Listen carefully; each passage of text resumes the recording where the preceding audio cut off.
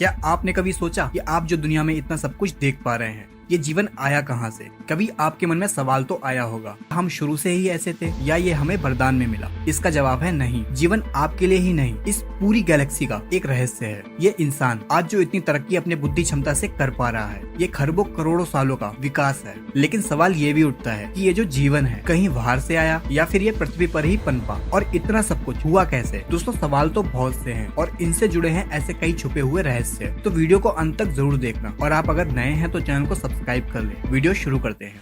Life इस दुनिया की ऐसी उपलब्धि है जो दुनिया के हर एक कोने में है। पृथ्वी पर हर एक जगह फल और फूल रही है। आज इन सभी प्राणियों में से हम यानी मनुष्य बहुत बुद्धिमान है। ये इससे पता चलता है कि जब इस समय कोई भी प्राणी जो अभी भोजन के लिए संघर्ष कर रहा होगा, वहीं हम इंसान आज मंगल पर रहने का सपना देख रहे हैं। वैज्ञानिकों का मानना है कि पृथ्वी पर जीवन की शुरुआत होना महज एक घटना थी जो कि 4 अरब साल पहले घटी थी। हमने इतने सालों में इतना विकास कैसे किया, चलिए आपको समझाते हैं। इंसान जो आज इतने आविष्कार कर रहा है, आज हमारे पास सब कुछ है। हम आसान भाषा में कहें तो इस पृथ्वी पर इंसान आज सबसे ताकतवर जीव है दोस्तों। लेकिन हमारे जीवन का विकास काफी रोमांच और कठिनाइयों से भरा रहा है। आज इस वीडियो में हम आपको वक्त में पीछे लेके जाएंगे, जब ये दुनिया महज एक आग का गोला था, और कैसे जीवन की शुरुआत से लेकर हम अब तक इतने बुद्धिमान जीव बन पाए। तो आपके सवालों का जवाब खोजने चलते हैं वक्त में पीछे। अभी से करीब 4 अरब साल पहले पृथ्वी बस आग का एक गोला था। हर जगह बस गर्म लावा था। चारों तरफ गैस और मिट्टी के बादलों ने पृथ्वी को चारों ओर से ढक रखा था। इसे ऐसे देखकर ऐसा लग तो नहीं रहा था कि यहाँ कभी आगे जाकर इतने विकसित जीव होंगे। वैज्ञानिकों के द्वारा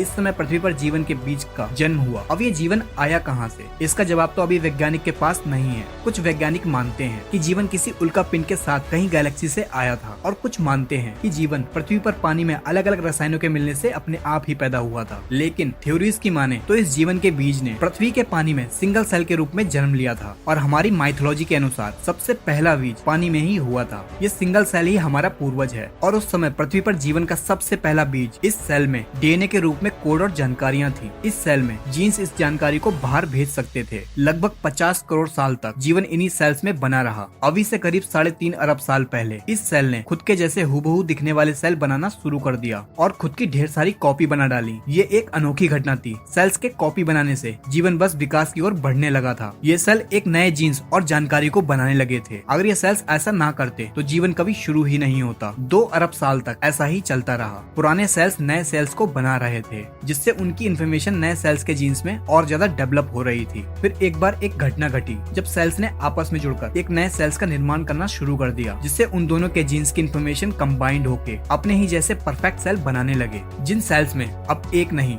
2 तरह के जीन्स की इन्फॉर्मेशन थी। इसके बाद ऐसा ही होता रहा। इन सेल्स में म्यूटेशंस होने लगे, जिससे मल्टी सेलुलर ऑर्गन्स पनपने लगा। जीवन धीरे धीरे डेवलप होता गया। जीन्स इन्फॉर्मेशन ट्रांसफर से ये और भी ज्यादा विकसित होते गए, जिस वजह से पानी में नए प्रकार के जंतु बन गए, जिनमें से एक प्रजाति के जीव हमारे पूर्वज थे। पानी में बस 3 इंच लंबे वाटर वॉर्म्स, जो कि अभी पूरी तरह से अंधे हैं और इन्हें प्रकाश को देखने की जरूरत अभी तक नहीं लगी, जिस वजह से प्रकृति ने इन्हें देखने के लिए आंखें नहीं दी। लेकिन अब समय आ चुका था अपने आप को खतरे से बचाने के लिए इन्हें आंखों को विकसित करना है। ऐसा करने में इन्हें 2 करोड़ साल का समय लगा, जिससे ऐसे सेल्स बन पाए जिससे ये प्रकाश को देख पाए। अब ये पहली बार ये रंगीन दुनिया को देख पा रहे थे, क्योंकि अब हमारे पूर्वजों की आंखें बन चुकी थी। अब इन्हें जरूरत थी ये जो भी देख रहे हैं इस इंफॉर्मेशन को स्टोर करने के लिए एक दिमाग, जो इनके ठीक आंखों के पीछे एक छोटा सा दिमाग विकसित होता गया। अब हमारे पूर्वज एवोल्यूशन के जरिए वर्म न रहकर एक मछली के आकार में आ गए। हमारा दिमाग अब छोटे छोटे डिसीजन और इन्फॉर्मेशन को प्रोसेस करने लगा। लेकिन जैसा हमने बताया, सेल्स के म्यूटेशन की वजह से कई तरह की प्रजातियां विकसित हो गई थी, जिनमें से कुछ खतरनाक भी थी। ऐसे ही खतरनाक प्रजातियां अब शिकार करने लगी थी। अब हमें जिंदा रहने के लिए इन खतरनाक जीवों से बचना होगा। हमने विकसित होकर अपनी चमड़ी को बहुत कठोर कर लिया, जिससे हम सरवाइव कर सके। लेकिन शिकारी भी विकसित हो रहे थे। उनसे बचने के लिए हमने उथले पानी में रहना शुरू कर दिया। लेकिन उथले पानी में ऑक्सीजन की मात्रा कम थी। हमने अपने आप को बचाने के लिए अभी से करीब 375 मिलियन साल पहले हमने कुछ ऐसा किया जो कि किसी भी जीव ने नहीं किया था। हमने ऑक्सीजन की कमी के चलते अपना मुंह पानी से बाहर निकाला। अब जो हवा ले रहे थे, हमारे शरीर में एक नए ऑर्गन यानी फेफड़ों का विकास हुआ। अब हम पानी और जमीन दोनों पर ही रहने लगे थे। अब हम हवा और पानी दोनों में ही सांस ले सकते थे। अभी से 365 मिलियन साल पहले हमने जमीन पर एक नई दुनिया देखी। ये वो अनोखा समय था जब हमने पानी को छोड़कर जमीन को चुना था। यहाँ हमारे लिए खाना भी था और पर्याप्त ऑक्सीजन भी। लेकिन यहाँ पर सूर्य की रोशनी बहुत तेज थी, जिस वजह से हमारी चमड़ी और मोटी होती गई। अब हमने जमीन पर जीना जीना सीख लिया था। हमारे पूर्वज अपने वंश को आगे चलाने के लिए अंडे देते थे, जिससे नई पीढ़ी जन्म लेती थी और इस नई दुनिया की इंफॉर्मेशन को स्टोर करने के लिए दिमाग और ज्यादा विकसित हो रहा था। लेकिन इस जमीन पर हम अकेले नहीं थे, यहाँ भी बहुत से जीव मौजूद थे जिनसे हमें अपने भोजन के लिए लड़ाई करनी पड़ी। इस लड़ाई को जीतने के लिए हमारे शरीर में जेनेटिक म्यूटेशंस के चलते बदलाव हुए, जिससे हमारा मुंह और बॉडी काफी ताकतवर हो गई और हम उनका भी शिकार करने लगे। लेकिन सब कुछ एक जैसा नहीं चलता, प्रकृति को कुछ और ही मंजूर था। 250 मिलियन साल पहले साइबेरिया में पिघला हुआ लावा पृथ्वी की गर्भ से बाहर निकलने लगा। इस मैग्मा की वजह से हानिकारक कार्बन डाइऑक्साइड ने सूरज की हीट को पृथ्वी के एटमॉस्फेयर में बांधना शुरू कर दिया, जिस वजह से गर्मी बहुत ज्यादा बढ़ गई। पृथ्वी के ऐसे माहौल में पेड़ पौधे खत्म होने लगे, जिससे बहुत सी प्रजातियां खत्म होने लगी और देखते ही देखते पृथ्वी की 95% प्रजाति खत्म हो गई। बची हुई 5% प्रजाति में हमारे पूर्वज भी थे और कुछ प्रजातियां भी, जो कि आगे चल के डायनासोर्स बनने वाले थे। धीरे धीरे पृथ्वी पर सब कुछ ठीक हुआ। अब हम एक बिल्ली की तरह दिखते थे। अब हम अपने शरीर को घसीट कर नहीं चलते, बल्कि अपने पैरों से ही आगे बढ़ते हैं। हमने प्रकृति की बहुत सी मार खाई है, तब जाकर हम इतने विकसित हो पाए। लेकिन हम अकेले नहीं हैं, कोई और भी है जिसका विकास ऐसे हुआ है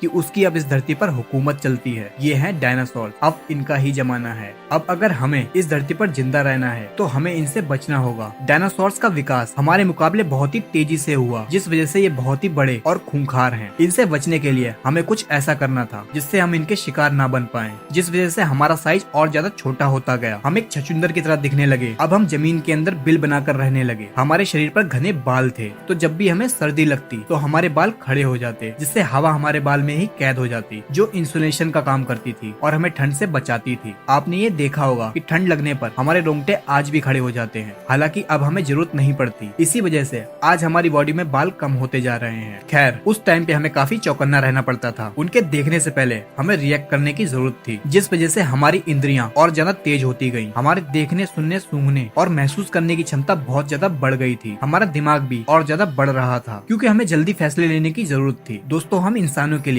अगर बीते समय में कुछ भी अच्छा हुआ है तो वो है डायनासोर्स। उन्हीं की वजह से आज हमारे पास एक तेज दिमाग और पावरफुल सेंसेस हैं। इससे पहले हमारे पूर्वज अंडे दिया करते थे, लेकिन समय के चलते इन्होंने एक जिंदा बच्चे को जन्म देना शुरू कर दिया। अब बच्चों का विकास शरीर के बाहर नहीं बल्कि शरीर के अंदर कोक में होने लगा, और इन बच्चों को भोजन देने के लिए हमारे फीड ग्लैंड विकसित होकर मेमोरी ग्लैंड में बदल गयी, जिससे हम इस काबिल हो गए कि हम अपने बच्चों को दूध पिलाकर उन्हें पाल सकें, जिस वजह से हम सरवाइव कर पाए। ये सिंगल सेल से इंसान बनने के सफर में हमारे लिए बहुत बड़ी उपलब्धि थी। इस छोटे से जीव से लगभग 4000 प्रजातियां विकसित हुई, एक छोटे से चूहे से लेकर एक बड़ी वेल तक और हम इंसानों तक। यहाँ से मैमल्स का जमाना शुरू हुआ, लेकिन अभी भी पृथ्वी पर डायनासोर्स का ही राज था। फिर एक घटना हुई। अभी से 65 मिलियन साल पहले पृथ्वी पर एक माउंट एवरेस्ट के साइज की चट्टान गैलेक्सी से आई और मैक्सिको की खाड़ी में जा टकराई। उस एस्टेरॉइड्स के टकराने से पृथ्वी पर एक महाविनाश हुआ। धूल के बादलों ने पृथ्वी को पूरी तरह से घेर लिया और जगह जगह पर ज्वालामुखी फटने लगे और बहुत ही खतरनाक भूकंप आने लगे। तापमान बढ़ने की वजह से डायनासोर जल के राख हो गए। ये समय इतना भयानक था कि हमारे पास एक ही चारा था, धरती में बिल बनाएं और खुद को बचाएं। सौभाग्य से हम इन सब में पहले ही माहिर थे और हमने ऐसा ही किया। पृथ्वी पर सारी बड़ी प्रजातियां खत्म हो चुकी थी, बस अब छोटे छोटे जीव ही बचे थे, जिसमें से हम एक थे। लेकिन नेचर का एक नियम है, न्यू क्रिएशन, और कोई भी न्यू क्रिएशन से पहले पुराने निर्माण को खत्म होना होता है। इस महाप्रलय ने हमें इवॉल्व होने का मौका दिया। इस प्रलय में छोटे छोटे कीड़े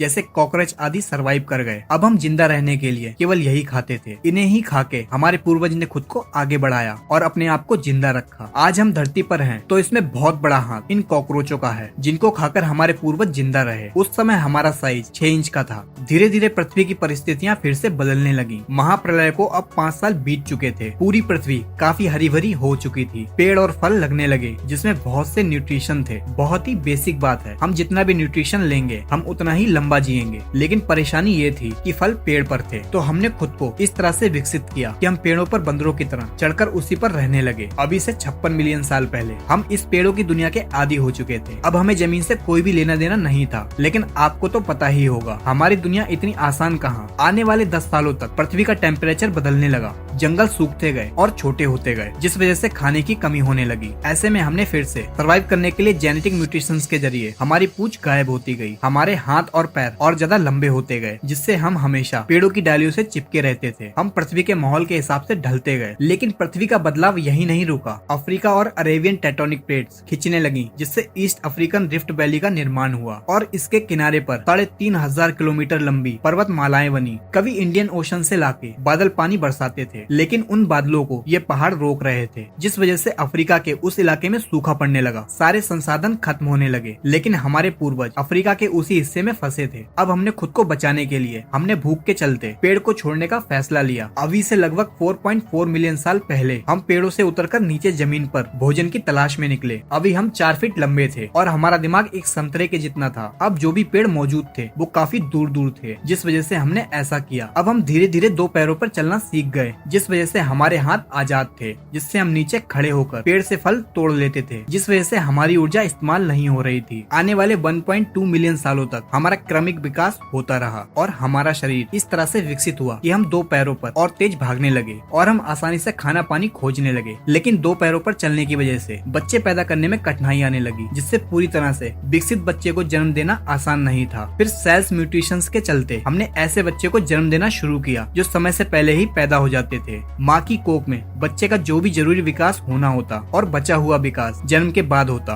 आपने देखा ही होगा, हम इंसान एक ऐसी प्रजाति हैं जिनके बच्चे जन्म लेने के बाद भी कमजोर होते हैं, जिनको अपने पैरों पे चलने में महीनों लग जाते हैं और माँ को अपने बच्चों को सालों तक दूध पिलाकर पालना पड़ता है। लेकिन आप देखेंगे तो जानवरों में ऐसा नहीं होता, उनका बच्चा जन्म लेते ही चलने लगता है। अभी से 3.2 मिलियन साल पहले हम अपने 2 पैरों पे ही चलते थे, लेकिन हमें जंगली जानवरों से बहुत ज्यादा खतरा था और हम जंगली जानवरों से तेज भी नहीं भाग सकते थे। लेकिन हम अपनी बुद्धि के दम पर उनसे बच तो सकते ही थे। हम लगातार बुद्धि का इस्तेमाल करके लगातार बचते रहे और समय के साथ हमारा दिमाग और ज्यादा बड़ा होता गया। अभी से 2.3 मिलियन साल पहले हमारा दिमाग पहले से 2 गुना हो गया था और पहले हम होमो हैबिलिस थे, जिन्हें हैंडीमैन भी कहा जाता था, क्योंकि इन्होंने ही सबसे पहले पत्थर के हथियार बनाए थे, जिनका उपयोग हम अपने शिकार करने के लिए करते थे। ऐसा हमने अपनी दिमागी क्षमता से ही किया था। ये तो बस एक शुरुआत थी, अभी तो हमारे द्वारा बहुत कुछ बनाया जाना बाकी था। समय के साथ इन पत्थर के हथियारों को इस्तेमाल करते गए, उतना ही पत्थर को पकड़ने के लिए हमारा अंगूठा विकसित होता गया, जिससे हमारी पकड़ मजबूत हो जाए। और आज भी जीवन में अंगूठे का बहुत उपयोग है। अब बिना अंगूठे के कोई भी काम नहीं कर सकते, मानो हम अधूरे ही हैं। क्रमिक विकास चलता रहा और आज से 1.8 मिलियन साल पहले हम होमो इरेक्टर बने। अब हम हंटर बन चुके थे। हम खुद ही शिकार करते थे। हम साथ मिलकर शिकार करते हैं और साथ मिलकर ही खाते हैं। फिर एक दिन आसमान में बिजली की वजह से जंगल में आग लगी, जिसमें कई जीव मारे गए, लेकिन ये आग हमें ठंड से बचा रही थी। और जो जीव आग में जल के मरे थे, हमने पहली बार पका हुआ मांस खाया, जो कि हमें बड़ा ही अच्छा लगा, जो कि पचाने में भी आसान था और चबाने में भी। हमने आग को जलाना सीखा। ये खोज हमारी दुनिया को बदलने वाली थी, क्योंकि प्रकृति की शक्ति अब हमारे पास थी। आग हमें दूसरे जानवरों से सुरक्षित रखती थी और हमें ठंड से भी बचाती थी। और सबसे खास, हम पका हुआ मांस खाने लगे, जिससे हमें ना तो पचाने में ऊर्जा लगानी पड़ती और ना ही चबाने में। ये सारी शरीर की ऊर्जा अब हमारे दिमाग को और ज्यादा बड़ा और होशियार बना रही थी। लेकिन अभी भी हम एक दूसरे से कम्युनिकेट नहीं कर पा रहे थे,